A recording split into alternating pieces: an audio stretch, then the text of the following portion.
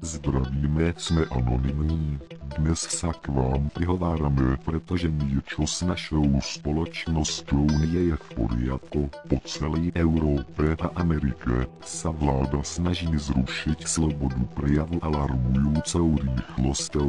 A vládte rozhádá možnosti limitovania a kontroly internetového pripojenia. Niektoré vlády dokonca vytvárajú systém myšlienkových zločinov, podľa ktorých môže byť občan potrestaný za vyjadrenie svojich nápadov, myšlienok a názorov na internete. Ako odpoveď na túto alarmujúcu udalosť rozosielame celosvetové zvolanie k protestu. Týždeň celosvetového protestu začne 1. novembra 2011 a bude sa diať opakované proti hociakým a všetkým obmedzeniam slobody prejavu. Budeme protestovať proti rúhajúcim sa zákonom, ktoré sa vás týkajú a ktoré vaša vláda skúša presadiť. Pomôžte nám rozšíriť túto správu po celom svete. Ak na to máte zručnosti, prosím preložte túto správu.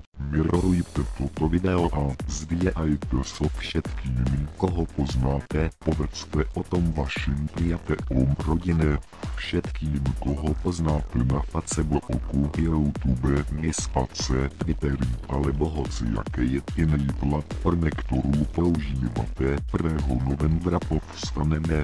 Pokiaľ si vážite slobodu prejavu, musíte ju ochrániť. Musíte povstať a keď povstanete s nami, váš hlas bude vo svete počuť. Sme anonymní, sme Legia, neodpúšťame, nezabúdame, čakajte nás, pripojte sa k nám, 1. novembra sa k nám pripojte. Zdravíme, sme anonymní.